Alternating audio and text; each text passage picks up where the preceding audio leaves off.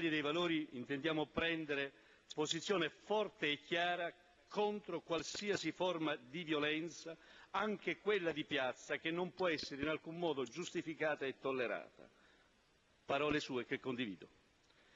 Ministro, la ringrazio anche per essere qui lei oggi, perché in questi giorni passati molte persone hanno usurpato il titolo che le appartiene. Mi riferisco ai vari Gasparri, per il quale bisogna procedere agli arresti preventivi prima ancora che qualcuno commetta qualche reato, scambiando l'attività delle forze di polizia come un'attività repressiva e non invece di ordine pubblico.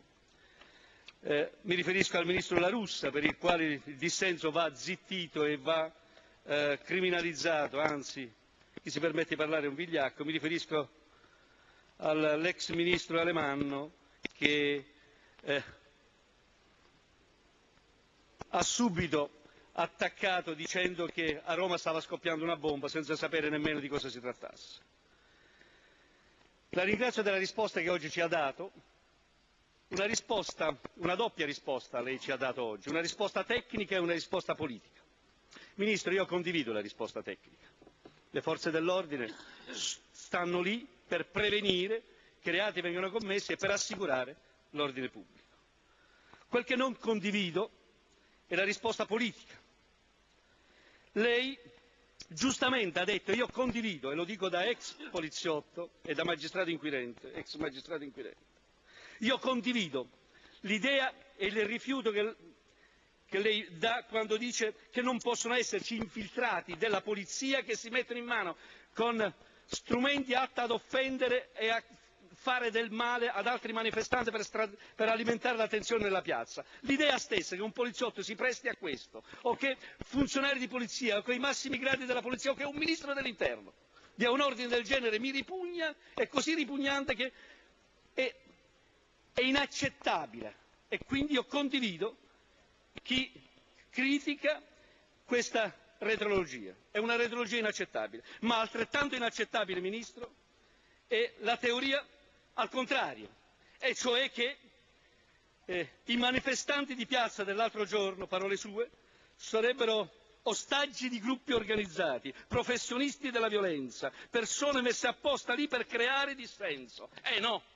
Gli infiltrati non ci sono stati là. In quella piazza, quel giorno e questi giorni, c'è un popolo intero di giovani stanchi di non vedere un futuro nelle proprie generazioni. Non è una piazza ostaggio di qualche centro sociale, di qualche black blocs, è una realtà sociale fatta di giovani che non sanno più che pesci prendere. E allora dobbiamo chiederci un'altra cosa. Dobbiamo fare la distinzione fra causa ed effetto.